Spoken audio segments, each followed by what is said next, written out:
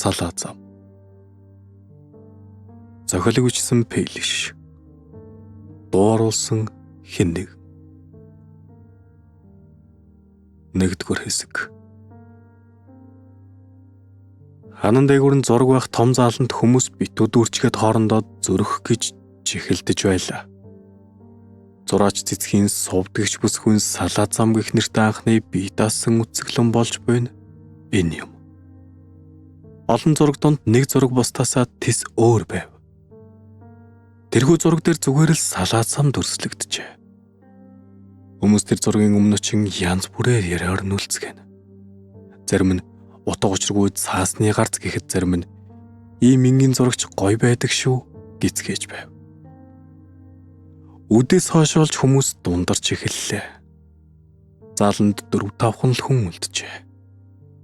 Тэр дунд 2 хижээл насны эрэгтэй хаалгаар орж ирсэн цагаас хойш зураг бүрийг харж тохуурхан шоолж байснаа өнөөх зургийн өмнө ирээд бүр чангаар "Хөөе, энийг хардаа. Зүгээр салаа зам байдаг шүү. Энэ битээчүүдийн мэрэг ухааны яа таа байц." гэд бие рүүгээ харж хан цойрооттол инээцгээл. Эргэн тойронд байсан хүмүүс тэр хоёр руу бүдүүлэг амьтад. Годомж мэдэрлээд явж байхгүй юундаа иш орж ирсэн бол гих илт дургуутсан харцыг хідэнтэй илгээцгээв. Энэ хоёрыг нүдний булангаар харуул ихэр мэт маш адилхан дүр төрхтэй ажээ. Хоёул анигор нүд дув дугуй хэлбэрийн бор царайтай. 9 сартай жирэмсэн байх та гэмээр гизтэй нөгөөдхөөсөө арай өндөр. Нөгөө юу гэдэг лээ? Нөгөө эмгтээчүүдийн ухаан нурт үсэн богино гэдэг лөө гэж хэлээд хажуудах руугаа харан амаа мушилзууллаа. Гэвч өмнөх шигээ заал дөрөгтлө хөрөхөд хажууд нь зогсох эрэгтэй зөвшөөрөл дутаж байгаа болол та. Тэгтэл ардаас нь үсэн нурт ухаан нь богино гэдэг юм.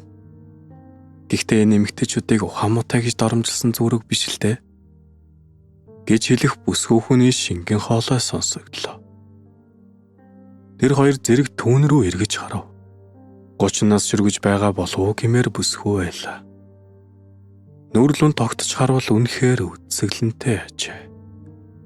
Тоглон шиг давхраатай алганууд, уртгаар сормус, хэн нэгэнд тэгшилж гисэн мэт тэв тэгшхэн өндөр хамар, нэмгэвтэр уруул. Бүсгүй өөрлүүн ширтэж хүшиж оргисон эрчүүд рүү ээлжлэн хараад яриагаа өргөлжлүүлж "Наад зурагч нь харагдаж байгаагаас илүү гүнзгий утгатай шүү. Өнөөдөр хүмүүс янз бүрээр л ярьж байгаа нь сонсогдсон. Гэхдээ та хоёрыг яалтчгүй чанга болохоор ирлээ" гэд инэв. "Тэгэд юу гэсэн утгатай нэ?" гэж намхан нь их л төв царай гарган асуув. Хүн болгон хүссэн хүсээгүйгээсээ үл хамааран салаа замтай учирдаг юм шүү дээ. Та хоёр ч гэсэн таарсан л байх. Эсвэл таарах байх. За, ойлгосон гэж найдаа. Гэснээ өндөр өсгийтер газар тор торхийн дуурган заалнаас гарч одов.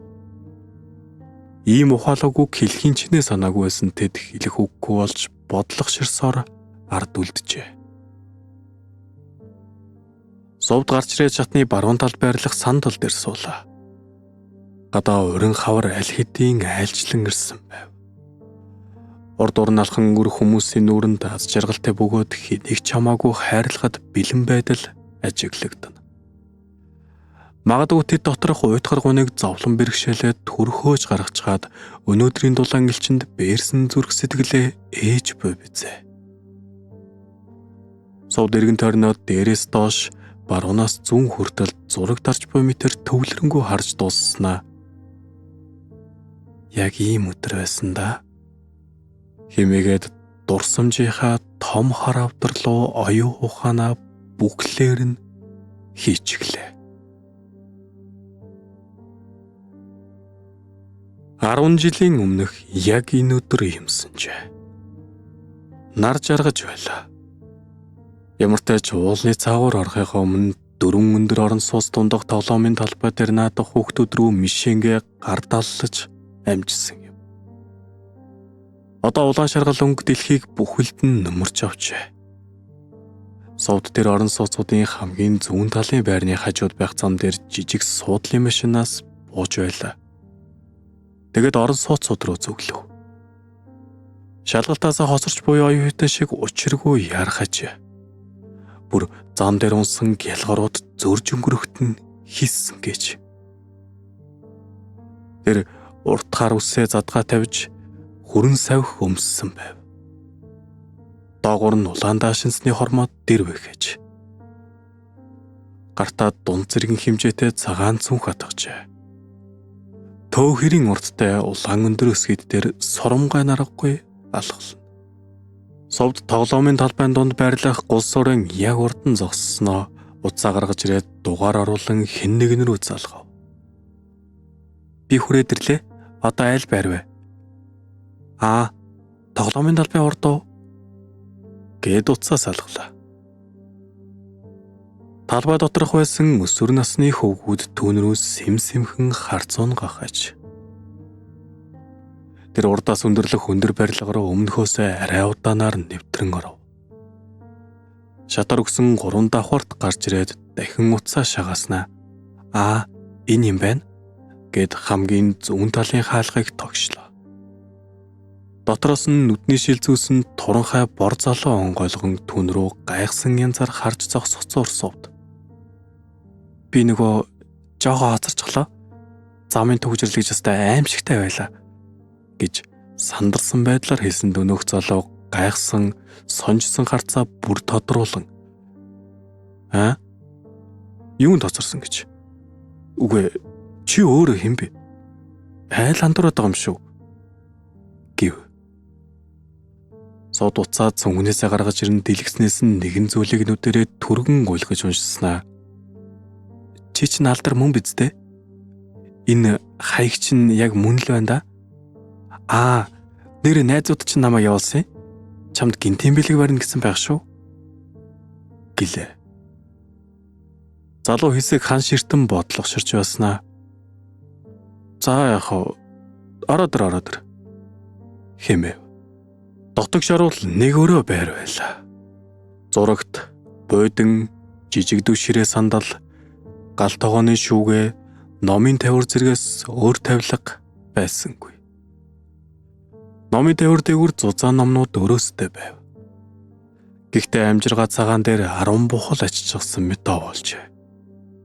Их тэгшгэн өргөцсөн боловч юу л унах гээд байгаа юм шиг харагдана. Залуу түүнийг гал тогооны шүүгээний урд байрлах ширээнд суулгаад цайгалж өглөө. Тэр өөрөө ширээний нөгөө талын сандал дээр суугаад нам гүн байдлыг сарниулан. Чи сая гинтийн бэлэг гээд байсан уу? Би сайн ойлгосонгүй. Чамайг гадаа удаан зогсоогоод яах вэ гэд доруулчлаа. Чамд хэлээгүй мэн тийм ээ? Тийм л дээ. Хэлээгүй ажил гинтийн бэлэг болно шүү дээ. Бигээс усанд ороод гараад ирээ. Энэ угаалгаар өчнө үү? Хүй. Юу усанд орох? Үгүй чи нөгөө гэд сувд руу хөмсгөө үлээлэг атралдуулан нэг харснаа яриагаа өргөлжлүүлж найзууд явуулсан гэсэн үү? Тэнийг амт тийм да. Эмхтэй нөгөө юу эндээс гаргаар. Манай нэг хэдэн муулгой юмнууд зүгээр надаар тоглох гэсэн байх хэмэв. Совд түүний ичиж тулгамдсан царайг харан хайлт шоолж инэм хийлснэ. Чи тэгээд саяхан оруулж ирснээ цайж болгохгүй хөөгöd байгаа мó гэж асуув. Үгүй тэгвэл цайгаа уучхаад гарахгүй юу да гэснээр түүний гартаа барьж буй жижиг цагаан шаазан аяхтай цай руу харлаа. Совд бүр тас хөхрөн. Чи чинь харин аваад дүнхүү гараагүй юу? Эсвэл хутлаа тоглоод байгаа мó? Найзууд чинь төлбөрийг чинь аль хизээнэ өгсөн. Цаа заах хэрэггүй. За илвэ. Хордлъя. Гэд зүнхээ ширээн дээр тавин хувцаа тайлж эхлэх нь тэр. Нөгөө залуу сандлаасаа босоод хөө эмхтэй би хэлээд байна штэ чамаг эндээс гар гэж. Чи юу н ойлгож гинөө? Гэхдээ сов түн рүү ширүүн харц чулуудангаа. Чи үгсэндээ уурлаад байгаа юм бэ? Би таалагдахгүй байгаа мó? Та нар шиг хүмүүс надад хинч байсан угаасаа таалагддаггүй. Зүгээр гарч хаач би өвдөг сөрөөд гойх ёстой юу? Чи сая та нар шиг хүмүүс гэсэн үү? Тэрүүгээр арай хүн биш гэх гээд байна уу? За чи сонсч хатсан борц минь гэж хашгирах шахам хэлж байтал хаалга чанга нүдэгт дуултав.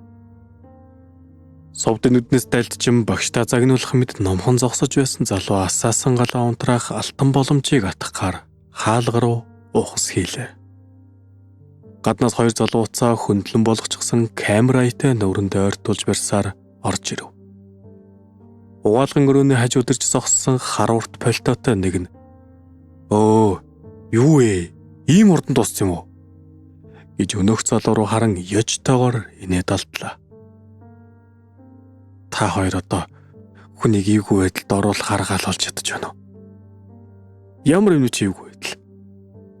Харин ч гоё байдал байгаа үстэй. Гэснээс совд руу хялам хийв. Совд тэднийг харалтай ажиглаж байсан болохоор энэ үйлдэлд нь хариулж: "Би мөнгө чи буцааж өгөхгүй шүү" гэлээ. Орж ирсэн хоёр залуу түүн рүү асуусан харцаар харж иглэх хооронд өнөөх залуу совдод хандан "Чи ажлаа дуусгачихсан биз дээ? Тэгвэл тэгээд хүнд оромжлоод байлгүй гарч үз" хэмэв. Совдч түүний харснаас санааг нь ойлгох бололтой гадуур хувцас шалавхан өмсөд гарч одлоо. Тэр замын турш нөгөө алдаргагч залуугийн тухай бодон хэсэг ямар ичимхий байсныг нь шолон нээж хэсэг та нар шиг хүмүүс таалагддаггүй гэж хэлснийг нь бодон уурсан юмлаа. Бүсгүй гэртээ орж ирэв. Хоёр өрөө байр байв. Цайврынгийн хантай ажээ. Үүдэн хэсэг цавхаа тайлан үлгэр төлгөөд гутлаа тайлж байх зураг гал тогооны өрөөнөөс "Оо, миний охин ирээ юу?" гэж хэлэх хөвшин эмхтэй хоолой сонсогдов. "Тэглээж" гэж хэлээд дуугарсан өрөөнд орж ирлээ. Тэргэцэр дээр 70 настай болов гэмээр эмэгтэй цааш харан юм хэрчиж байлаа. "Ээж, би хоол хийнэ гэж лээвздээ. Та бит ингэж өөрийгөө зовоогоод байл та." "Ямар юмны чинь зовлон. Харин ч жаргал гэж. Тэр орон дээр чинь хөвтөд байхад би хүсчих гээд байна шүү дээ. Өөрийн ирэхгүй хөдөлмөр санагдаад байгаа биеийг яалтай байлаа те. Нэрэ хичээл ном чинь давгүй юу? Түрүүнийг багш чинь юу зан гаргасан гэдээсэн байхаа?" "Давгүй. Тэр огш яах вэ? Хаяа тэгдэг юм?" Зөв. Болж дээ. Хүн гэдэг чинь солонгоос олонгийн аашаа гаргадаг амьтан шүү дээ охин минь. Гэж хэлж дуусхуугүй юу баруун гартаа атгсан хутгаа газар унгаачихлаа. Зовд доош хутга руу хайлт нүдэ гүйлгэснээр шууд ээжийнхээ унжсан баруун мөрлөө гуниг цалгисан харцаар харав. Өө, уул нь гайгүй болоод байсан юмсан. Буцаад алтаа тавьдаг болж байгаа юм байх та. Хэмээн уулга алдснаа хутгыг авах гэж гар сонготол совд түүнээс урдаж газраас шүрээд "За ээж, та цаанаа зурагтаа үзээд байж вэ? Бигээс хоол хий" гэв. Ээж нь түүн рүү харж мишээснээ өрөө рүүгээ зүгэллээ. Совдын хоол хийх зур тархинд нь хэдэн сарын өмнөх үйл явдлын талаарх дурсамж зогсоо цайгүй эргэлдэж байлаа. Уг нь эдгээр дурсамжууд түүний тархины хамгийн харанхуй хэсэгт байдаг мөртлөөл тод гэрэлтэх ажээ. Сургуулаа тараад гэрэл үгээ автобусан суугаад харж байснаа чигэлзэн хүмүүс дундаас арайхийн гарч ирээд ухаан жолоог үгүйсээр эмнэлэгт ирснээ. Мөн мис засал хийх хэмжтэй өрөөнд нь уулзч байсан зэрэгээс саналаа. Тэр 40 орчим настай тарган шар хэмж түүнд хандан "Ээж чинь тархины судас сагарч чжээ. Яралтай цусаар бол хаалгаа их шаардлагатай. Уг настай хүнд бол эрсдэл маш өндөр. Гэхдээ хийхгүй болноос орно. Юугаач энэ мис засын төлбөр нь 50 сая орчим болох байх шүү. Эртэн хэлэхгүй бол асуудал үүсэж магад, тийм ээ. Гэж өгүүлснээр түүнийг дээрээс доош нүдэрээ гүйлхэн харав. Нулимс нь өөрөө л дор мэдэн урсаж байсан сувд тэр үгийг сонсоод бүр твдэн сая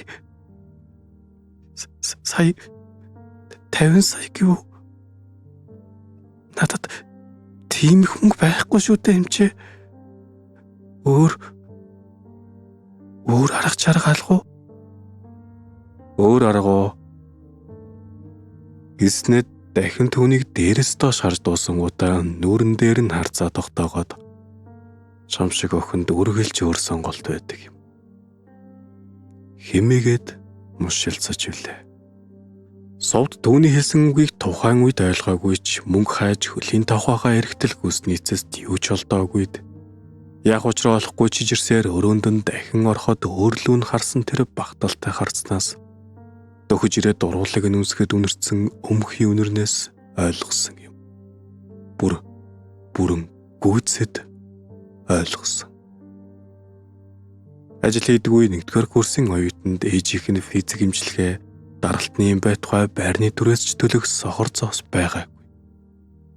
Одоо хийдгээс нөөр ажлын цалин хаанч өрөхгүй гэдгийг тэр юунаас ч илүү мэдэж байлаа. Миний энэ мөнэр төр ээжийн амьнасны хажууд юу юм гэсэн бүтэн шүнжин бодож боловсруулсан тунхаглалтаа үнслэж шийдвэрээ гаргасан ээж. Мөн ээжийг хөл дээр нь бостол гэж өөртөө яасан ч мартахгүй гэсэн шиг дахин шивндэг байв. Эхэндээ шийдвэртээ харамсан уйлж өөрийгөө хараан зүхэж байсан ч сүулдэ багссан. Магадгүй түнд урагшлах өөр олон зам байсан байх. Данч түнэр харах үед хатан хавцлын гэрмэгт тулсан мөчөд харагдсан ганц зам нь тэр байжээ. 1-р хэсэг төгсөв. Салаа зам. Зохиолыг бичсэн Пейлиш. Дууруулсан хэн нэгэн. 2-р хэсэг. Хүй сувда. Чи одоо л планаас суугаад байгаа юм уу? Харанхуй олчихсан байж тээ. Гэж үзэглэнгийнх нь зохион байгуулагчийг ч сандарсан аятай дууалдлаа. Өнөөх том хар авдарнаас оюун ухаан нь шурган байж гарч ирсэн ээ. Юу хэлсэн үү? Юм хэлээгүй. Би бүр ориллоо. Юу ингэтлээ бодовч. Би чамаа гараад явчихсан юм байх гэж бодож байлаа. Зүгээр л. За.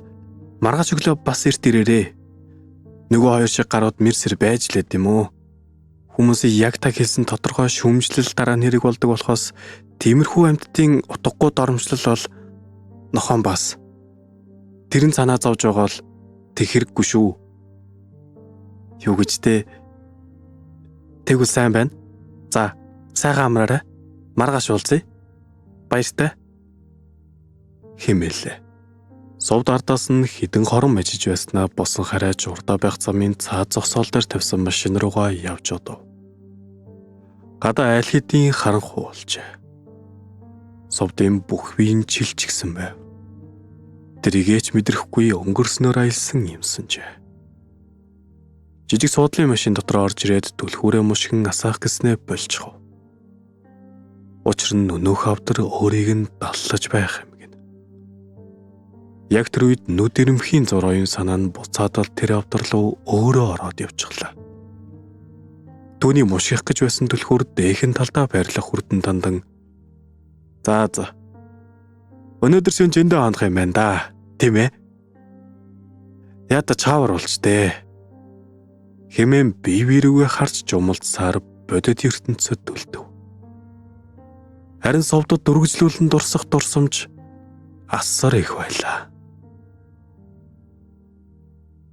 Тухайн өдрөөс 7 хоногийн дараа тэр ээжтэйгээ цуг хотын төвд байрлах супермаркетад хүнсээ цуглуулж байв. Дүрж оруулахад нь өөр арга байгаагүй ээж нь юу ч дуурайгүй юмсанж. Харин хаалгаар орж ирсэн даруйдаа "Одоо би өөрөө дүрч чаднаа" Гар минь гайгүй байна. Хэмээгээд мөр дээр нь байсан гарыг цааш түлхжээ. Ээжгээ угийн зөрүүд хүнээс тусламж авах тундаргүй гэдгийг сайн мэддэг Совд өгсөрөөгүй билээ.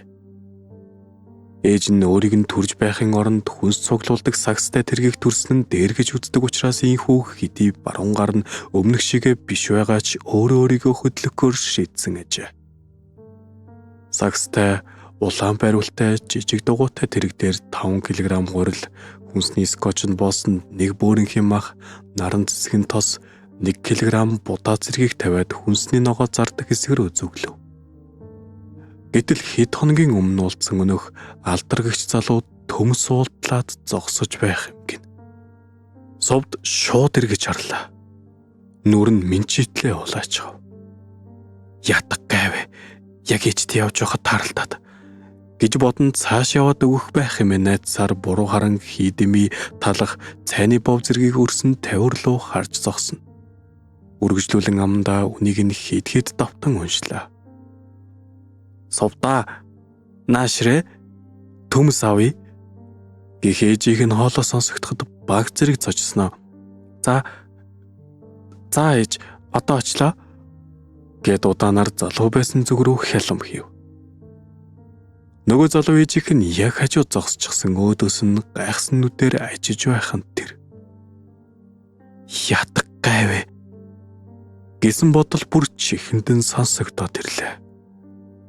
Совд түүнийг танихгүй дүр үзүүлэн ээж рүү очоод энэ залуу төмс авж байгаа бололтой. Дуусгаар нь нэрээ давъя. Одоо нөгөө дахианы мах руугаа явъя гэхэд алдар би аваад дуусчихсан. Та хэд хэмээгээд ээж рүү нүдэ чиглүүлж инэм хийснээ хажуудаа байсан гэлгаруудыг өгөв. Баярлалаа хүү минь. Совдаа чи дахиад намайхаа өөрөө аваад ирээ. Би энд ногоо авч бай. За тэгье хэмээгээд алдарлуу асар хурдан нэг нүдний булангаар хараад хөлдөөгч рүү зүгэллээ. Ардаас нь төд удалгүй алтартаа гаж ирэв. Юу ч дуурахгүй түүнийг ном уншиж буй мэтээр анхааралтай ширтэж хэсэг зогслоо. Энэ нь Совдод огт таалагдаагүй дээр маш тоохгүй санагдсны эцэс танихгүй дүр үзүүлэхэ болж яасан бэ? Яагаад хараад байгаа юм? Гэж илт дургуутсан астай хэлв. Алдар төмс уутлаж буй ээж рүү нэг толгоогоо эргүүлснэ буцаад түүний яг нүд рүү нь харж байгаад өөр сонголт өргөлж байдаг шүү. Хэмээснээ хариуч сонсохгүйгээр цааш явж одов. Совд өөр сонголт гэсэн үү? Өөр сонголтын талаар чи юу мэдх юм? Гэж тэрүүгээр нэг ашгамаар санагдаж дотор нь уур хилэн буцалж эхэллээ. Ардаас нь гүйжчод тас хитэл алгадмарч юм шиг. Очиж энэ мөн одоо сонголтын талаар заах юм гин гэдэг бодол уур хилэн агуулгдсан данхны доороосох галыг улам өрдөж байв. Хүнсээ цуглуулж супермаркетаас гартал мөн гэрте очиод орон дээрээ хэвтэх хүртэл энэ гал унтарсангүй. Алдраас болж ассан гал боловч өөрийг нь хорсгож өвдгөх ажээ. Буруу замаар алхаж байна гих салхи галыг хоромч унтраахгүй төрөлцүүлнэ. Тэр муу хатсан борц сонголтын талаар угаасаа мэдэхгүй. Надад өөр зам байгаагүй ч тэр мэдэхгүй. Тэр бүр юу ч мэдэхгүй. Зүгээр л амныхаа зургаар чилчигч гэж өөрийгөө тайтгаруулсны эцэст миний зөв байсан гэх үйл хуралцсан ч зөв замаар алхаж байна гэх бороо орсонгүй. Үүнээс 7 хоногийн дараа Совд өөрийнх нь байнгын үйлчлүүлэгч ахимаг насны эрэгтэй нэгэн тансаг ресторанд уулзаж байлаа. Тэр эрийг Магна гэдэг. Магна бууралтаж эхэлсэн үстэй, өргөн дух, баг зэрэг үрчгэр дээрэс нь үзэмжгүй царайтай торонхай хүн билээ. Учрыг үл мэдэх хэнийг нь тэр хоёрыг хөндлөн госоожвол аав охин гэж ойлгох нь дамжиггүй зэ. Төрийн албанд ажилладаг эхнэр 2 хүүгийн хамт амьдардаг том хүн Совдаас 3 ах зэргийг түүнд ярьж байжээ. Эхнэр нь гэж гэрчлэгэн дээр бүртгэгдсэн нь нэг болохоос дахиад 29 эхнэр бий. Гэхдээ энэ тоо зөвхөн өнөөдрөх шиг хоолнд орж тогтмол уулздаг эмэгтэйчүүдийн тоо билээ. Хэрв зүгээр ганц шөнө өнгөрөөсөн хэдийг нь тоолвол дээрхээс даруй 10 дахин үржигдэнэ. Харин совдыг тэр бусдаасаа ихэд дээгүүр үнэлдэг. Тиймээс л өнөөдөр тийм гэдгээ илэрхийлэхээр энд дууджээ. Урдын адил яриа өрнүүлж совдж гисэн түүний явц хүн наргаанд хүчээр инээж байтал Магнагийн сандлаасаа босоод өмнө нь очин өвдөг сөхөрчгөн тэр. Тэгээд халааснасаа улаан жижиг хайрцагтай бүгж гаргаж ирэн онгойлгосноо надтай гэрлээч химээлээ. Сууд балмогт нь түүн рүү нэг харж, бүгж рүү нэг харж, эргэн тойрнолоогаа нэг харлаа. Хүмүүс бүгд тэр хоёрын зүг анхааралтай ажиглаж байв. Төгөлдөр хоорын ард суусан хөгжимчин өмнө нь хизээч сусаж байгаагүй ямар нэгэн уянгийн ая тоглож эхлэв. Яг энэ мөчөд совдод бэрс ноён хоёроо морины атсан шалаанд оруулсан мэд гарцаагүй бүгжийг зүөх ёстой юм шиг мэдрэгдлээ. Үгүй шүү дээ. Яаж вэ? Магнаахтай юу? Үгүй хизээч үгүй. Гэх бодол тэр мэдрэмжийг буталчгав. Саяхан биеийг нь бүрэн эзэлж байсан мэдрэмж талхны үрдэс шиг газар унчглаа. Мөн ингээд далд ухамсарт нь хадгалагдсан ихнэр нь түүн дээр ирээд 7 хоногт ядаж ганц уулзаж байл та гэж гуйсан тухай дурсамж тусалжээ. Үгүй би гэрлэхгүй гэж хэлэхэд ресторан дах хүмүүс цөм уулга алдав. Хөгжимчин аяа тоглохоо болжсэн бусадтай адил ажиглана. Магнагийн харц хувьсхийн ширүүн болсноо. Яагаад химэлээ. Би найз залуутай түүнтэйгээ удахгүй гэрлэнэ гэж бүр бодохгүйгээр хэлчихв. Тэр уг нь худал хэлэх бүртээ нүүр нь улаагаад нөгөө хүндээ мэдгдчихдэг юм. Гэвч энэ удаа тэгсэнгүй. Магна итгэх бололтой түүнээс харц салгаж хурдан гэгч нь босоо зогсоод хөмсгөө айтралдуулан эргэн тойрноо тойруулан харц гүлгэснээ гарч одов. Шөнийн сувдын утсанд миний авч өгсөн зүйлтийг өгөөр юм өлгч минь гэсэн мессеж иржээ. Сувд түүнийг уншаад өгчгөл юм чинь гэд хүзүүгөө тэмтэрч үзэхэд тэр зүйлт байсангүй. Балмогдон сандарч цүнх доторх бүх хэд зүйлсээ гаргаж ирэв. Мөн л алга байлаа. Хаашаа хичгдэг байна гэж өөрөөсөө асуух зураад зог тусхан тэр. Тэр зүйлтээ өнөөх алдаргагч залууган гертэн тайлж ширээн дээр нь тавьснаас садав.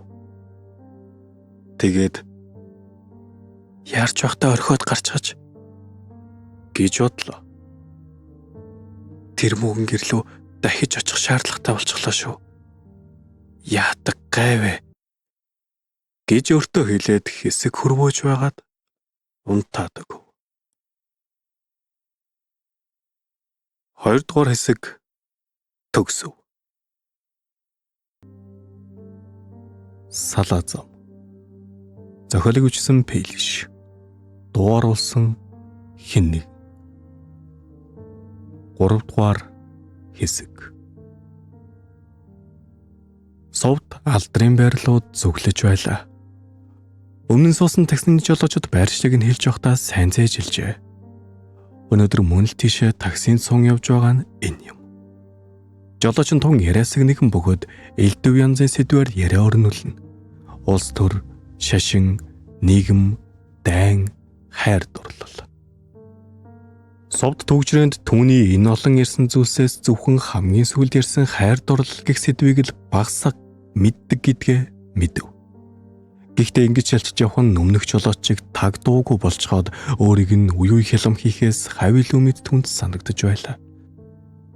Түгээрч барахгүй энэ жолооч өөрлөв нь илт сонжсон байдлаар ажигладаггүй цөөхөн хідэн ирчүүдийн нэг байв.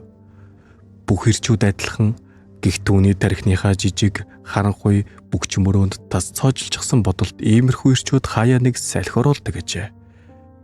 Шингэн хоолойтой боловч цэвэр тод дуудлагатайгаар эмгцэгстэй ярих нь нэг л таатай. Хайр гэдэг чинь нэг сонин зүйл. Үгүй мөн их сонин зүйл шүү. Би шатрын 8 нүүдлийн бодлого бодчихдаг хэрнээ хайрын учрыг нэг л олохгүй байгаа юм да. Юу гэж тайлбарламар юм дээ? Орныхоо хөл рүү шидсэн амс олохгүй тайдал гэх юм уу да. Гэснээ нэгэд ингээд чи хайрыг юу гэж боддог вэ? Гэж хэлж дуусаагүй байхад нь өнөөх орон сууцуд харагдав. Совд буух гэж яарсандаа биш асуултанд нь хариулахаас төвшөөсөндөө тэр захад зогсчихоо хаа гэж чангаар хэллээ. Тэн зогсоход нь совд цүнхнээсээ бэлэн 10,000 тийн дэвсэрт гаргаж ирээд түүндөгөв. Жолооч тийш харснаа дутуу байна гэлээ.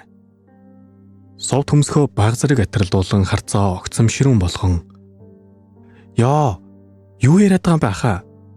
Яг 10,000 л гардаа штэ" гэж уцаарлахад жолооч "Миний асуултын хариулт дутуу байна" хэмээн тасгийн хөхөрснөө түүний нүд рүү ихцэлж харж байгаад "Ер нь наад хариултаа өөртөө үлдээ" гэж хэлээд нүрэндээ инээмсэглэл тодруулав. Совдч мөн адил инехгүй байж чадсангүй. Ийм баяр баясгал салгисан суудлын машинаас бууж өмнө нь сүндэрлэх хотхон руу алхлаа. Өд дунд болж байв. ертөнцийн дөрвөн зүгт байрлсан эдгээр шар цагаан хосолсон өндөр барилгууд совдод дотогш орвол төөрөх юм шиг их л танил бус санагдана. Өмнө нь нэг ирээд үзчихсэн газар дотн байх ёстойсон гэж хайлтхан бодов. Тэгээд шууд аалзны шүс шиг тарих толгойд нь битүүн алдсан бөөн эргэлзээнүүд рүү өнгөж харлаа. Бодол автан маш удаан алхах түүнийг тэр цаанаас сажилж ирсэн нэгэн хөгшин эмэгтэй хүртэл гүйцэж төрөлөв. Ихэнх хэрэгэлзээг тархинасаа салгаж дөнгөсөн ч алдартай холбоотойнууд нь ерс салж өгсөнгүй. Магадгүй түүний буцлагсан уур хилэн бүлээнэрээ байсанд тэр биз. Ядаж яхад дахиад уулзгаар болчих юм аа. Намаа гэж хор юу гэж бодох бол гэрлүүн ороод зүгээр л зүйлтэй аваад болоо. Ямар ч хэрүүл урал хийхгүй. Гэтэл тэр мó гэж сэтгэлээ хоёр дуулсаар орон сууцуд руу дөхөж иржээ. Тоглоомын талбай улс ур зэргийг харснаа тэр баг зэрэг гайхав. Ийм талбай байсан билүү? Хэмээн өөрөөсөө асуусан ч хариулт нь ухамсарынхан шүүгээс амнаас үл олцсонд зүгээр цааш байрлал орлоо. Гурван давхрын шатны сүүлийн гişхүр дээр зогсох үед уулзах хэрэггүй юм шүү. Магнайхад өөр зүйлт аваад өгч гэж болно шүү дээ. Гэх бодол толгой дотор нь шуургадаг дэлээ. Тэгээд эргэж харан доод талынх нь гişхүр дээр нэг хөлөө тавив. Ядаж явахад бардам зан нь чи надад нэгтэйгээ нэрээ уулзах гэдэг юм уу? Гэж дооглон шуургыг улам ширүүсгэн. Яг энэ мөчөд алдрын гэрийн хаалга онгой. Совд тийшээ харлаа. Алдар гэрээсээ гарч ирж байна. Тэр доошоо гүөх гэж оролдов. Даанч дээд гişхүр дээр хөлөө доош нэг шат алгасаж гიშгэх гэж байгаад халтарчхан тэр. Энэ үйлдэл асар хурдан болж өнгөрсөнд тэр өөрөө ч анзаарсангүй. Нүд айнаад нэгийн хооронд тэр шатаар гулсаж унаад хан мөргөн зогсчихжээ. Яа гэж ханан цогсон мөрөө барин дуваалтахад алтаргүйж ирлээ. Зүгээр үү? Хэмээн тэр асууснаа шатаар уруудав. Совд мөр болон өвдөж байгааг мэдэрч байв. Тэгээд нүдэрээ бие тойруулан сайтар ажиглаад өөр гимтэлгүй гэдгээ олж мэдэн баг зэрэг тайвширлаа. Харин баруун гутлынх нь нүсгий хугарчээ. Түүнийг цогсон мөр шалбарсан өвдгөө яолон илж байх зуур өмнө нь алдар хүрээд ирчихлээ. Түүний дүлгөөн байсан харц огцсон өөрчлөгдснөө. Чинд юу хийж байгаа юм? Хэмэв. Өө чи яасан мангар юм бэ? Ирээд туслаач те. Гэснээр дахиалтал дуалтлаа. Алдар түүн рүү эргэлдсэн байдалтай хэсэг харж зогссноо баруун гарыг нь хүзүүн дээгүүрээ давуулан өргөөд гэрлүүг оруулав. Тэгэх зураа газар унсан утас хугарсан өсгийг нь шүүрч амжжээ. Гэртээ оруулж ирээд түүнийг бодон дээр суулгав. Тэгснээ мөн л зүгээр хажуунаас нь хараад зогсчихлоо. Хүй чи юугаа хөлөө зогсчих вэ? Ич албархаад наалт дотор байна уу? Эсвэл өвчин намтагч ч юм уу? Гэхэд алдарх альц цочиж хэлснэ. Шарханы наалтуу байгаа ах шүү.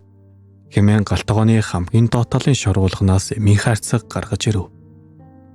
Энд байна гэж хэлээд шарханы наалтыг совдод өглөө. Совд түүний нүд рүү ихсэлж харан "За, Баярлаа гэж ёжтойхон хэлв. Наалтыг өвдгөндөө наагцуур алдрыг хаалга руу болон бугуун цаг руугаа байн харж байгааг анзаараад ажилтай байсан байх та гэж бодлоо. Гэвч алдар түүнийг нууж байгаа мэт зөв зүгээр аашлна. Наалтнаа хооронд тэд хоорондоо ганцч өгсөөлсөнгүй. Гэтэл алдар тэрхүү чимээнэргүй байдлыг эвдэж "Чи ингэд яах гэж ирсэн бэ?" хэмэв. "Би түрүүн танаад ирэхдээ зүгэлтэй алга болгочхоод тэгээд хайх гээд ирсэн юм аа" гэд совд үннээ хэлж эхлэв. Алдар номын тавирлуугаа зааж "Тэнд байгаа" хэмээгээд түнд зүйлтийг нь авчирч өгөв. Дахиад л нам гүн айлчлан ирлээ. 5 орчим минут өнгөрөв. Харин энэ удаа совд төрүүлж "За зүйлтээ олчихсан юм чи явъя да" гэж шивнэг шахам хэллээ. Өвдөг болон мөрнийх нь өвдөлт баг зэрэг намжжээ. Совд босож зогсоод нэг гутлынх нь нүсгийг хугарсныг харав. "Яах гэж ийм гутал өмсөж ирвэ?" гэж халаглаад үргэлжлүүлэн "Одоо яах вэ? Яаж харах вэ?" гэж бодлоо. Алдар түүний гутал руу харан бодолд автсныг нь анзаарав бололтой. "Нөгөө миний гутлыг өмсөд явахгүй да" хэмээхэн тэр. Совд энэ үгийг сонсоод бүр гайхаж хоцров. "Арай ботол уншдаг юм биш байгаа" гэж хүртэл өөрөөсөө тэрхэн зуур асууж үзв. Тэгээд за баярлаа. Дөрөвхөн хөдөлж чадаад хэлгүй юм шиг байсан аваадаа гэж хошигнох гэж оролцсон ч бүтлгүүтлээ. Алдар бүр амаач хөдлөсөнгүй. Үүдний хэсэг тэгнүүж тавьсан гутлнуудаас харангийн пүүз авчраад совдод өгөв. Тэр саяны хэлсэн үгээ мартуулах гэсэн аятай бушуухан "Баярлаа. Би эргүүлж өгнө" гэж хэллээ.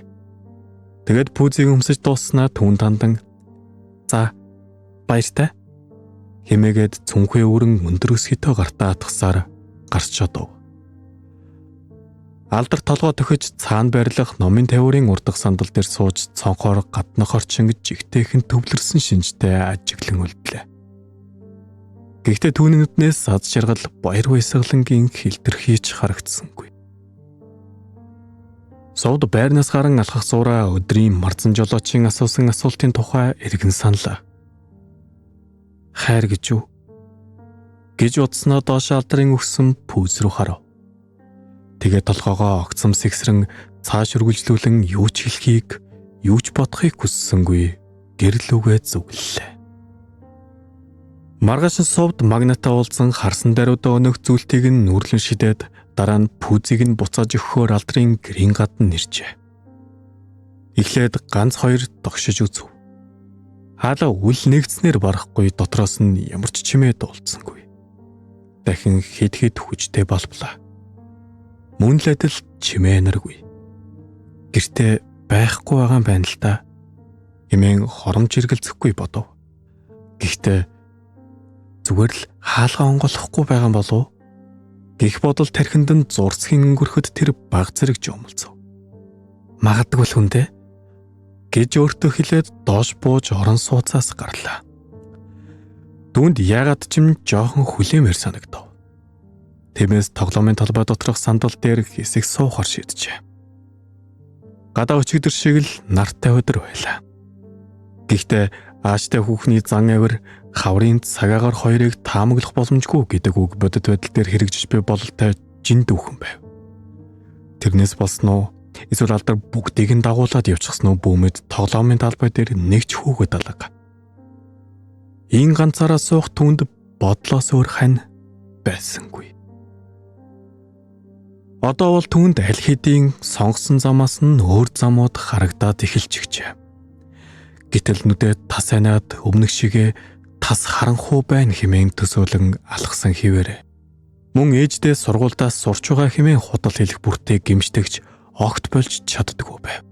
Түүнд энэ алхаж буй замаасаа гарах гэдэг өргөстэй өндөр хан давах мэт санагддаг юм. Гэхдээ тэр гарах гэж хичээсээр л байгаа. Даанч тэр хичээл зүтгэл нь уулын орой дээр барьсан ордон шиг хормын төдийд нурчхдаг болохоос биш. Тэр яг одоо бол зүгээр л алдрын этгээд хачин ашиг бодож сууна. Эр хүн ийм гэсэн өөрийнх нь дотроо зурсан зурагтай алдар нэг л нийцэж өгөхгүйд ихэд гайхширч байлаа. Өөрлөө нь хардаг харц, хилдэг үгс, хийдэг үйлдэл яагаад ийм өөр байна вэ гэж нилээд удаан бодол болон суулаа. Сандал дээр суурж байх тэр мөчөд нэг тийм алдар гэртээ байгаагүйд харамссан мэдрэмж төрснийг тэр даруй хогийн сав руу чулуудчихав. Дугаарыг нь авчихдаг байжээ. Тэгсэн бол залгаад асуучих байлаа гэж бас харамсаж амжив. 30 орчим минут хүлээлээ. Алдар ирсэнгүй. Совд сандлаас өндийгөөд гэрлүүгээ ууталсан пүүцийг натгсан чигээрээ явж одов. Үүнээс 3 хоногийн дараа алдрын дахин ирлээ. Харин энэ удаа тэр гэртээ байжээ. Хаалга тогшсон даруйд нээж өгөв. Совд өөрөө ч мэдлгүй нүүрэндээ Мишель тодруулах нь тэр. Тэгээд тэрийгэ мэд бололтой буцаад түргэн хэвийн байдалтай орлоо. Сайн уу? Би пүүзийг чинь чамд өгөх гээд ирлээ. За тийшээ тавьчихаа. Гэснээ үүдний хэсэгт байх гуталнууд руу зав. Совд тэнд нь уутнаасаа гаргаж тавьж орхиод гал тогооны шүүгээний урд байрлах ширээнд суулаа. Алдар тэр ширээний нөгөө талд том гихчийн тэмдэглэлийн дэвтэр дээр ямар нэгэн зүйл бичих аж. Юу хийж байгаа юм бол? Хэмээн сониучрхан тийш харвал шүлэгвчиж байгаа бололтой. Нэг мөрөөр доош нилээд дурт үргэлжилжээ. Совд нүүрлүү нь харлаа. Тэр өөрийг нь хажууд нь сууж байгааг хайхарсан шинж огт үзүүлэхгүй байв. Юм бичиж байгаа дэвтэр дотроо орчихсон мэт харагдана. Совд хоолоогоо засаж үзв. Тэр мөнлүүлтөө. Энд одоо юугаа хийх вдэ? Гэж бодоод хаалга руу зүглэж байтал алдар. Хөөе, хинэ. Чи нэг уншаад үзтээ. Гэж араас нь дуудлаа. Совд эргэж хараад юу гэсэн бэ? Гэж гайхсан янзаар асуув. Би нэг салсан найз охиндоо бичиж байгаамаа. Тэгээд чи чинь нэмэгттэй хүн биз дээ. Ямар хуу байна гэдгийг нь дүгнээд өгөөч гэсэн юм. Юун дүгнэх? Би шүлэг сайн мэдэхгүй шүү дээ. Хамаагүй. Зүгээр л уншаад төрсөн сэтгэлээ хэлчихгүй юу? Хэмээн дэвтрээ түүнд өглөө. Совд түүнийг аван буцаад ширээнд суулаа. Эмэгтэй хүний гоо үзэсгэлэнгийн талаар үнэхээр уран яруугаар шүлгэлжээ. Ямар сайн бичдэм бэ? Гэж бодоод түүн рүү харцаа шилжүүлв. Анх удаа түүнийг ийм ойроос ийм анхааралтай харж буйгаа Совд мэдэж байлаа. Өмнө нь зүгээр л нэг туранхай нүдний шилтэй бор залуу байсан. Одоо огт өөр харагдаж байгаад тэр баг зэрэг гайхлаа. Нүдэндээ нууц давхраатай байна гэж өөртөөгөө бодлороо ярив. Алдрын мөн хүүхэн хараа томоржгсан өөрийг нь анхааралтай ширтэж буйг анзаарлаа.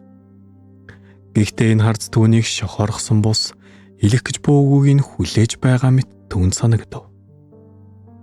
Гой шүлэг байна хэмээн Совд аяархан хэллээ.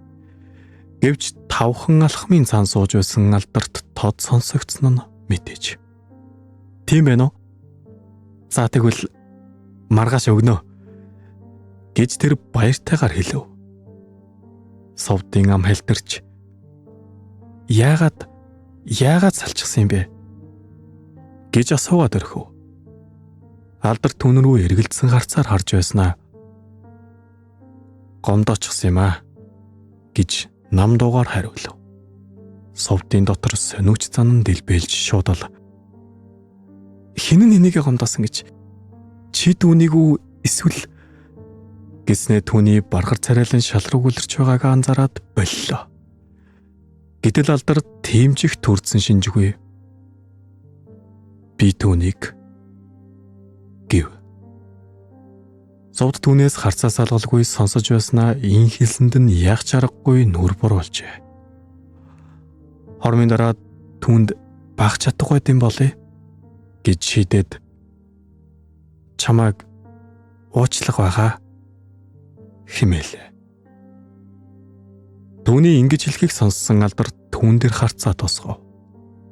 Харин энэ харц өөрийг нь сонжиж буйна илт байлаа. Совдын нүур баг зэрэг болов. Алдар энэ байдлыг таслах мэт ухасхийн босож гоё нь гэсэнд баярлаа. Одоо наашаа өгчхөө гэд гараа сунгав. Совд дэвтрийг нөгөөд хурдан хаалга руу зүглэв. Гэвч яг гарах гэхэд хөлн тушигдчихсан мэт санагдаж гутлнуудын хажууд очиод зогсчихлоо. Ингээд гараад явчихвал дахиж уулзахгүй байхдаа гэсэн бодол түүнийг ийн тусчээ. Тэр алгуурхнаар эргэж харав. Алдар өнөөхөл харцаар ардаас нь ширтэж байлаа. Совдын зүрх энхэн агшинд гайхмар хурдан цохилж өөртөө ч сонсогдож байх шиг. Гэвч зориг гаргахан би шүлэг бичиж сурмаар байна. Чи надад заагаад өгөөч хэмээн хэллээ. Алдар эдгээр үгсийг л хүлээж байсан мэт "Тэгье. Зааж өгье. Маргааш энэ цагтаа хүрээд ирээрэй" гэж нэг эмсгаагаар хэлээд инээмсэглэв. Совдын тушаа яг энэ мөчөд тайлагдлаа. Өөдөөс нь харан адилхан нэмсэглээд гарч одов. Дараа өдөр нь тэд буудан дээр сууж хоорондоо яруу найрагчдын тухай ярилцав. Ихэнхдээ Алдар ярьж Совд сонсно. Нэр дурдсан хүмүүс их нь бараг нэгийг нь ч мэдэхгүй тул аргагүй биз.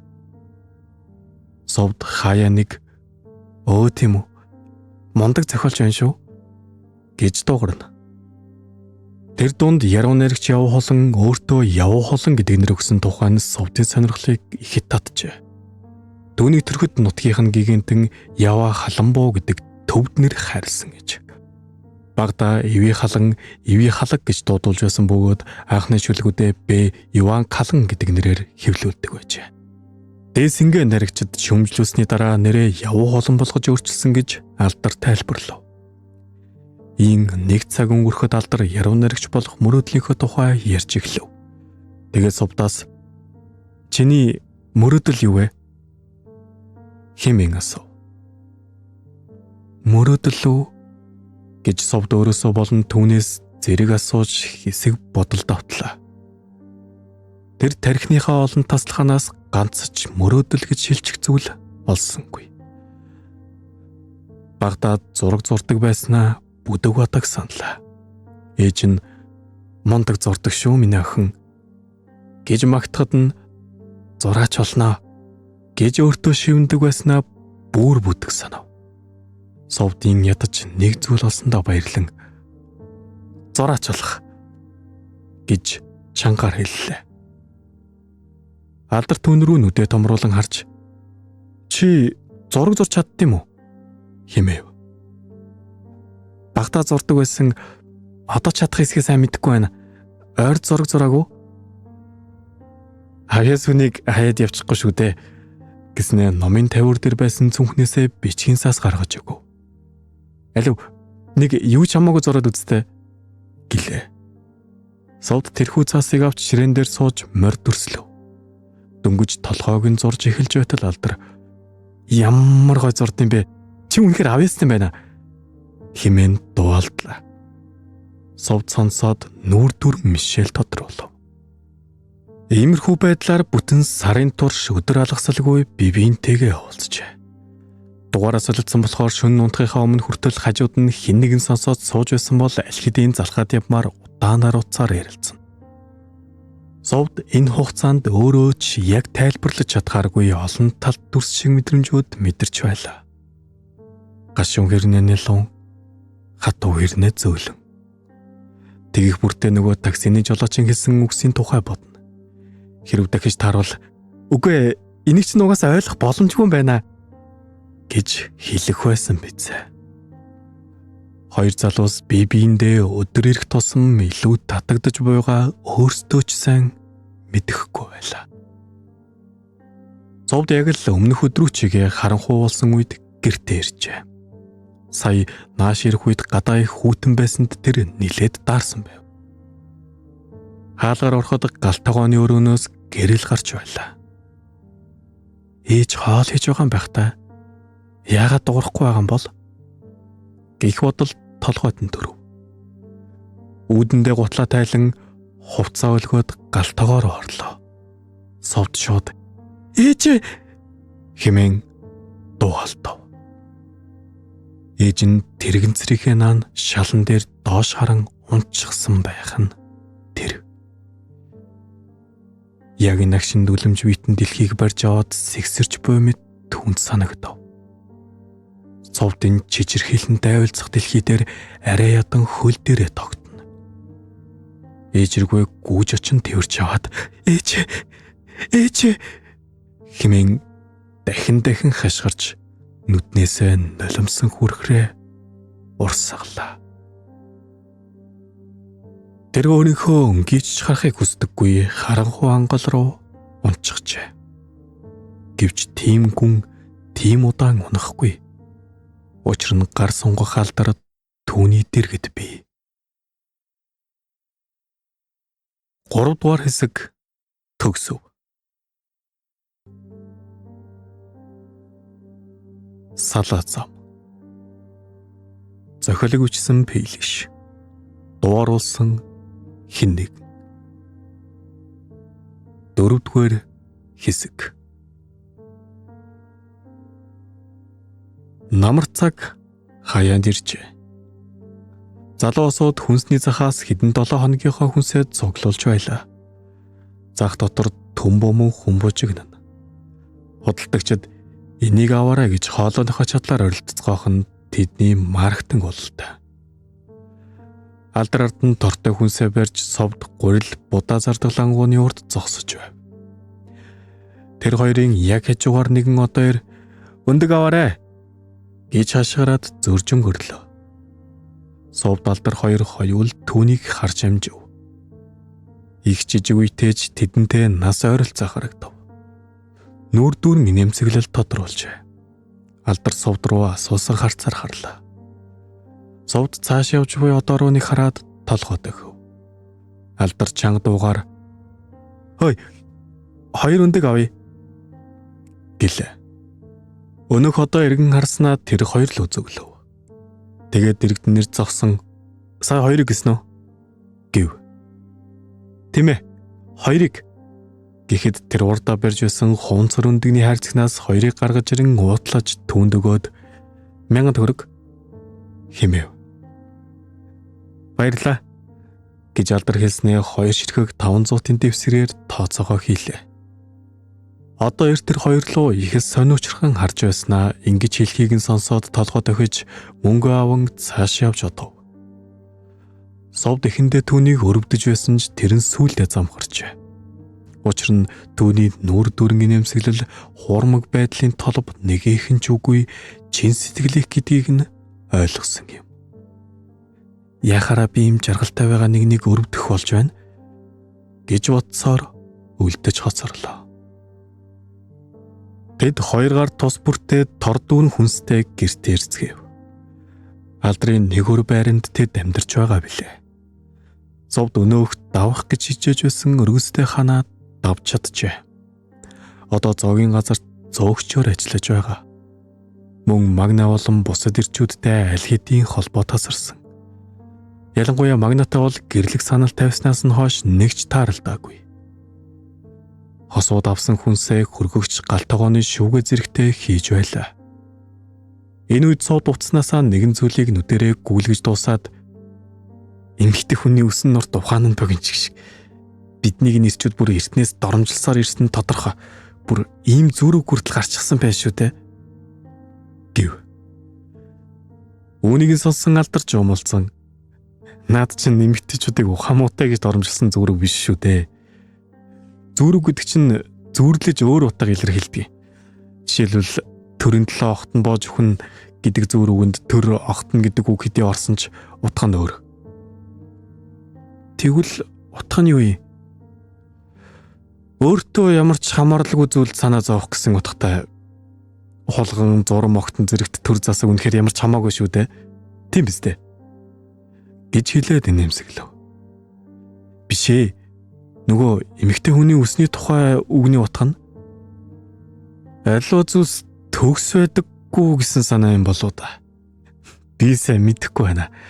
Гэхдээ ямар ч байсан хин нэг дорд үтсэн эсвэл доромжилсан үгс яавч зүртсэн үгс биш гэдгийг л мэдэж байна. Угаас Хүний ухаан үсний урттай ямар ч хамаарлгүй зүйл шүү дээ. Эрт үед ирэмгүй бүгд л урт үстэй байсан. Тэгэхээр бүгд богино ухаантай байсан гэсэн үг үү? Хинээснээ тас хин хөхрлөө. Совд түүнтэй хамт амьдарч зүрхэндээ тээж яваагийн шалтгаан ийхүү нэгээр нэмэгдсэнд том баяртай байв. Тэд орой хоолой ихэнхдээ цуг хийцгээдэг. Өнөөдөр ч мөн тэгэж байлаа. Ингэх зураад зогсоо зайгүй бибисээ үнсэн тэврэн нэл урцгаана. Хэрв энэ мөчөд тэр хоёрын ойролцоо хэн нэгэн зогссон бол энийг цасруулж буй элчинд нь төлөгдөх байсан бизээ. Нар жаргаж үдэшүүлж. Тэд буудан дээрээ зурагт үзэн тоглож байлаа. Совд алдрын баруун мөрийг дэрлсэн байв. Зурагтаар орой болгон үздэг цуврал кинон гарах ажээ.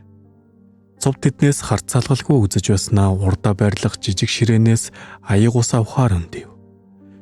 Яг тэр мөчөд түүний нүдэнд алдрын баруун шуун дээрх хагалгааны сорив өртгөн тэр. Тэр сорвыг хэдий анзаарч байсан ч яагаад ийм сорвтой болсон талаар огт мэдхийг хүсэж байгаагүйдээ баг зэрэг гайхлаа.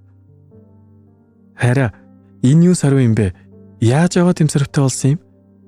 Гэсэн далдар киноноос арай ядан харцаа татж гаргаад юу? Энэ сорив уу? Би гараа угалж байсан юм аа. Хальтраад унчихсан юм уу? Эсвэл яг яасан? Гэж лавшруулвал хальтарч унаагүй манай аав гэж тоомжиргүй хэлснээ гэнэт дууга хорооч. Царайч мөн эдэл хаадрын үйл хурж буй тэнгэр мэд барайгаад ирлээ. Совд түүнийг хизээж аавынхаа тухай ярьж байгаагүй мөн хизээж холбоо барьдгүй учраас энэ байх нь хэмээн дотроо тунгав. Тэгээд дахиж аавынх нь болон тэр сорвны тухай юу ч асуусангүй. Маргааш нь ням гараг байв. Амралтын өдөр тэд зуны турш хийж хөвчснээрээ өөрснийхөө сонирхлыг хөгжүүлцгэн. Совд зураг зурж алдар шүлгээ тэрлэнэ. Аль альныхаа үнэнч дэмжигч болцоход байгаа. Совд алдарт одоо над шүлгүүдэд төрлөөд ном гаргах хэрэгтэй. Гэхэд алдар совдод тэгнэ. Харин чи зурагнуудаараа үзэхлэнэ гэж бибидээ зөвлөнө. Хоёул хийж бүзүүстэй үнэхээр их дуртай гэдэг нь өглөө босоод л ширээнд сууцгааж нар хэлбих үед сэхээ авцгаадгаас нь мэдэгдэх ажээ. Алдрын юм бичих том дэвтэр совдын бичгийн цааснуудаас гадна ширээн дээр нэгэн зүрхэн хэлбэртэй шаазан баримл байв. Аягтай адил хэмжээтэй харагдана. Энэхүү баримлыг хосууд хамт амьдарч эхэлсэн 7 хоногтоо авчээ. Ширээн дээрээс өөр барилуулах газар олон байгаа ч алдар байнгын нүдэнд харагдаж байг гэд ширээн дээр тавьсан юм. Гар утсанд мэдэгдэл ирэх чимээ энэ хоёрыг бодит байдлаар дуудлаа. Яй, цочглоо хэмээн совд дуалдаад утас руугаа шагав. Алдар бас утас руу харснаа буцаад шүлгээ бичлээ. Хараа нөгөө дансан 500 мянга үлдээг үз гэж совд их л чухал царай гарган хэлв. Бага яах гэж байгаа юм бол цүнх авах гээд айгүй гой цүнх хартаа гэд алдарлууд цүнхний зураг харууллаа. Чи 7 хоногийн өмнө авсан биз дээ гэж хэлээд алдар түүн рүү ширүүнээр харав. Хүй чи харамлаад байгаа юм бүү? Тэр данс чинь дундын данс шүү. Зөвхөн өөрийнхөө юм шиг битгий ажиллаад байгаарай. Хэмээн совд хөмсгөө айтралтуулан өгүүллээ. Чамайг жаахан мөнгөнд гамтай хандаасаа л гэж үзэж байна. Ганц мөнгө л авах гэж байна. Бити сүржигнэ дээ. Дахиж олж болох юмыг өөрөөсөө харамлаж ирээ яах вэ? Чам шиг ганц мөн борц самстай зуныг өнгөрөх байсан юм уу? Ингээд чи бүр миний юу хөмсөж зүхийг хүртэл шитгэнэ. Хоёулаа машины мөнгө хатгалж байгаа үстэй. Тэгээд ингээд цүнх аваад байхаар чинь хизээ машинтай болох юм. Дараа төрөлдөө юу? Гэснээ совдыг үг хэлэх гихт нь шууд таслан үргэлжлүүлж би чамайг битгий цүнх хувцас ав гэж өрөөсөө хэлээг байна. Сарда ганц болж гинөө. Совд сая яриаг нь тасалсны хариуг авч буй мэд чанга дуугаар "Би яагаад чамтай байхдаа өмнөхөөс ядуу байх ёстой? Мөнгө олох тийм хэцүү биш шүү дээ" хэмээл. Алдар "Мөнгө олох тийм хэцүү биш ээ. Чам шиг ажил хийдэг байсан хүнд бол амархан санагдах нь тодорхой шүү дээ. Чи юу хийдэг байсан бэ? Дээшээ харж хөвтөд л болно. Тийм үү? Эсвэл доошоо юу?" гэж түүний нүд рүү игцэлж харж байгаад хэлчихэн тэр. Совд ухасхийн босоод шууд түүнийг алгадав. "Чи намайг ингэж боддог байжээ. Яагаад одоо хэлж байгаа юм? Эрт хэлэхгүй яасыг" хэмээн хашгирлаа. "Чамайг бусдаасаа өөр гэж утсан. Ээжтэйг явж байхыг чинь харснаас хойш тэгж боддог болсон. Гэхдээ ялгаагүй байсан юм байна" гэж хэлэхдээ Совд супермаркетад хэлсэн өнөөх үгийг нь санав. Тэгээд "Чи өөр сонголт гэж хэлж байсан байхаа. Чи өөр сонголтын талаар юу мэдхий? Миний юу туулсныг чи химээснээ үгээ гүйцэж чадалгүй нүрээ даран доош суугаад дуйлжглаа. Алдрын хэлсэн үг уян суларсан дэрлэг адуу шиг аль хэдийн давхин холджээ. Тэр амалт бол барьж болдог байсан бол гих санааширсан гарцаар Совд руу ширтэн. Дөхөж очин тэрх гихтэн Совд түүнийг хамаг чадлаараа түлхэв. "Уучлаарай. Би нөгөө чинаа мэдчихэл байгаа штэ. Аммаа ухаанаас мань төрүүлж ажиллаад байдаг гэдгийг би уг нь тэгж хэлэх гэж бодоогүй шүү. Би чамд хайртай. Өөр хинээс ч илүү хайртай. Тэгээд л намайг үнэхээр уучлаарай Совд" гэж хоолгоо зангируулан хэллээ. Совд тоосонгүй. Алдар хэсэг тэнэгэлзэж байгаад түүний өмнө өвдөх сөхөрчгөн тэр. Совд ингийг нь хараад "Хүй. Чи яаж байна? Босооч" гэж сандрав. "Би намайг уучлах хүртэл босохгүй. Намайг уучлаач тэхүү. Би байж болшгүй том алдаа гаргаж маш муухайг үг амнаас унагчээ. Намайг уучлаарай. Уучлаарай Совда" гэж хэлэнгээд тэр бүр ойлж байлаа. "За, алив босооч. Хүн юу байдалд оруулаад байх юм? За, чамайг уучлаа. Алив босож үз" хэмээлээ. Ийхүү ширүүнээр дүрлзэж цаашид бүр аюул учруулж болсож хүйсэн төмөр унтарснаар тэдэвлэрэн хоёр биентэйгээ тэврэлдэв. Энэ хоёр 7 сарын дундаас хойш дахиж ийм айхавтар хоорондоо хэрэлдээгөө байлаа. Тэд тэр үед 2 удаа 2 өөр сэдвээр маргаан өрнөсөн юм. Алдар Совдын нууцаар жирэмснээс хамгаалах юм ууж байгааг мэдчихсэн. Тэгээд Совдод гомдлож байсан боловч түүний хүүхдтэй болохыг одоохондоо хүсэхгүй байна. Их шалтгааныг сонсон овоотой авширсан. "Зүгээр л хэлчихэж бай. Битгий нөө. Ер нь юу ч битгий нөө" хэмээн нам дуугаар өгүүлээд эхнийх нь өндөрлсөн юм. Дараагийнх нь тэр өдрөөс 3 хоног орчмын дараа "Жоохон зарчимч байл та" гэж Алдар бага насны охинд хэлж буй мэт дахин сануулж хэлдэгт Совд дургуутснаар маргаан эхэлсэн гэж. Төдөлгүй Алдар "Би өмнөх найз өхнөө араар нь тавьж байсан. Бид хоорондоо 10 жил үргэлжсэн. Хамгийн сүүл тэр над руу ямар нүдээр харсан гэж санана. Хорсол, гомдол, жигшилтээс нүдээр.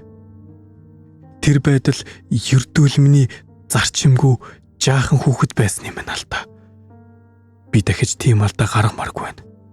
Чамайг ч гэсэн битгий тэгээсэ гэж хүсэж байна" гэсэн урт гэмшилтэй тайлбараар цэг тавьжээ.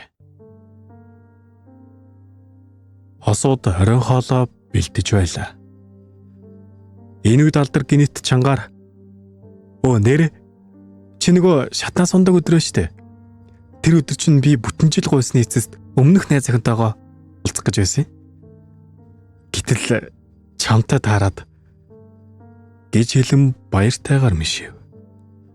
Тэгээд яриагаа үргэлжлүүлж хоёулаа үнэхээр хамтай хувь заяатай байжээ гэд совд руу харан хоёулаа гэрлээ хэмээлээ. Совд энэ үгийг хизээ нэгэн цагт сонсно гэж бодож байсан ч тэр нь өнөөдөр гэдэгт нэг л итгэж өгөхгүй хэсэг юу ч дуурахгүй хөшиж орхив. 1 минут орчим өнгөрсний дараа сая нэг ухаан орж тэгэлгүй яхавтай гэрлээ гэлээ. Хосууд BBC чанга их чин тэрэн нүднүүдээсээ аз жаргал гэл болов. Ийхүүтэд амьдралынхаа замаа холбохоор эргэж буцалтгүй шийдлээ. 4-р хэсэг төгсөв. Салаа зам. Зохиолыг хүчсэн Пейлиш. Дуу оруулсан хэн нэг. Төгсгөлийн 5-р хэсэг. Намрын налгар өдрүүд иржээ. Тэр хоёр өглөө эртлэн босож ширээ засаж байлаа. 7 хоногийн өмнө алдар түүнд чамайг аав ичтэйгээ танилцуулна гэж хэлжээ. Өглөөнөөс үд болтолд ширээг идээ ундагаар дүүргэцгээв. Чихэр жимс ундаа ус зэрэг цөм харагдана.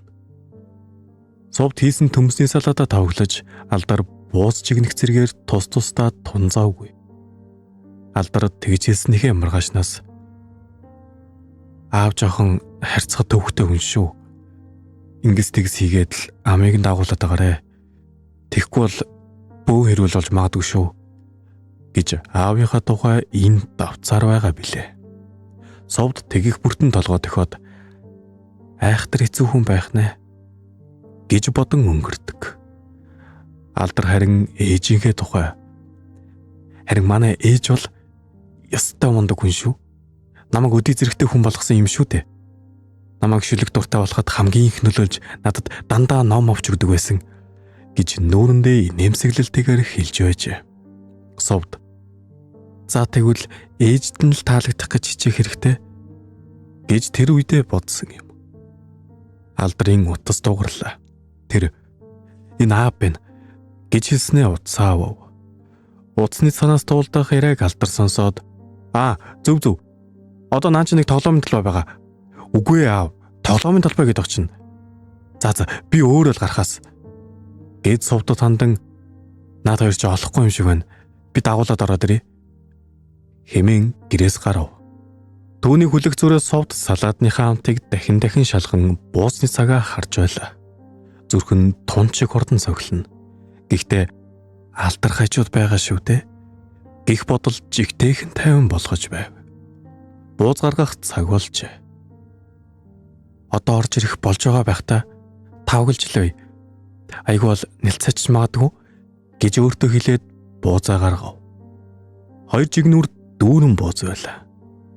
Дээд талын жигнүртэйг наван ширээн дээр тавиад бүгдийг нь тавглалаа. Доод талынхыг нь яг авч байтал хаалга хонгойх чимээ гарав. Совд ашгүй хурдан ороод ирлээ шүү. Хэмээн баярлаад жигнүртэй буузаа барьсаар ширээр үзүүллээ. За танилц манай аав ээж хоёр гэж алдар чанга дуугаар хэлсэнд совд тэсгэл алдан ширээн дээр жигнүртэй буузаа тавихаас өмнө эргээд харж гав. Тэр шууд жигнүр дүүрэн буузыг газар алдчихan тэр. Совд нүдэндээ ч итгэсэнгүй. Ямар ч хөдөлгөөнгүй алдрын аав ээж хоёр руу ширтэж зогсно. Гаднаас орж ирсэн хүн Магна байлаа. Хажууд нь ганц удаа уулзаж байсан эхнэр нь зогсож байв. Газраар халуун бууснууд шороотой хутгалдан хөглөрч шүүсэн гоожсон үзэгдэн. Совд жижигэнсэн хоолоогоор энэ таны аав ээж хоёр юм уу гэж арай ядан асуулаа. Тийм ээ. Та хэд би биенээ танд юм уу? Гэж хэлээд алдар гайхсан царай гаргав. Сувдын гар нь салганаж байлаа. Гисэн ч үл хайхран ширээн дээрээс гар утсаа тэмтрэв. Гар утас нь зүрхэн хэлбэртэй баримлын яг ард нь байв. Тэгэд тэр гар утсаа угц татан авахад өнөөгч жижиг баримл газар унаад хагарчхан тэрэ. Сувд магна болон түүний ихнэрээс нүрээ баг зэрэг нуухынцтай алхаараа даран гэрээс гарлаа. Магнан "Саяны охинтой чамайг хитцээч суулгахгүй шүү" гэж орилох нь байраар нэг цуурайтав. Түүний ардаас төд удалгүй алдар гарч ирлээ. Орон сууцны хажууд байрлах 4 замын уулзраар яг гарах гэж байхад нь гараас нь натгаж амжив. Амьсгаагаа чадан ядан дарж байгаад "Хүү Сувда, чи манай аавыг яаж танд юм бэ?" гэж асуулаа. Сувд түн рүү эргэж хараад "Танай аавтай би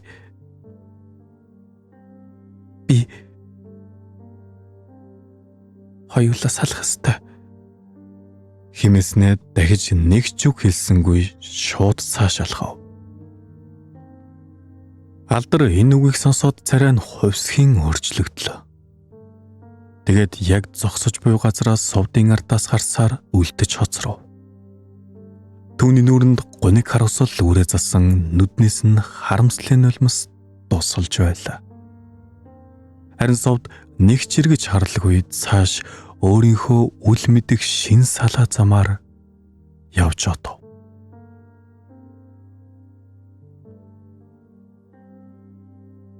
Өглөө олжээ. Түүний хазранд нойтон зүйл мэдрэгдэхэд тэр шударлаа. Оюун санаанд дурсамжийн авдарнаас гарч ирж буйна энэ бололтой. Цаг руугаа харан "Одоо үзэсгэлэнгээ нэг цаг болж байгаа юм байна" гэж өөртөө хэлээд машинаасаа буулаа. Үзэсгэлэнгийн хаалганы гадна очиод түлхүүрдэн онгойлгох гэж байтал ардаас нь "Сайн уу Сувда" гэж хэлэх танил хоолой сонсогдов. Эргэж харуул алдар байлаа. Баг зэрэг жин нэмжээ. Бусдаар бол яг өмнөх шигээ харагдав. Гартаа нэг ном барьсан байв. "Хөөе, сайн уу? Яасан сайн хүн бэ?" гэсэн алдар "Би чамайг зургийн үзэсгэлэнгээ нээж байгааг мэдээд бичсэн номоо өгөхөөр ирлээ" хэмээн түүнд номыг өглөө. Тэр хоёр шатны баруун тал байрлах сандал дээр сууцгаав. Элдвээ гэрэлцээр 30 орчим минут өнгөрөөжээ. "Ямар ч тач хоёулаа мөрөдөлтөд хүрсэн байх нэ" гэж алдар баяртайгаар хэлснээ босож зогсоод "За, олон жилийн дараа уулзах сайхан байна. Баяртай" хэмээгээд сувдтай гар барин цааш яв. Нарны туяад тэдний ядам хуруунуудаа зүсэн хоёр өөр бүгжин дээр тусаж байлаа. Төгсөв.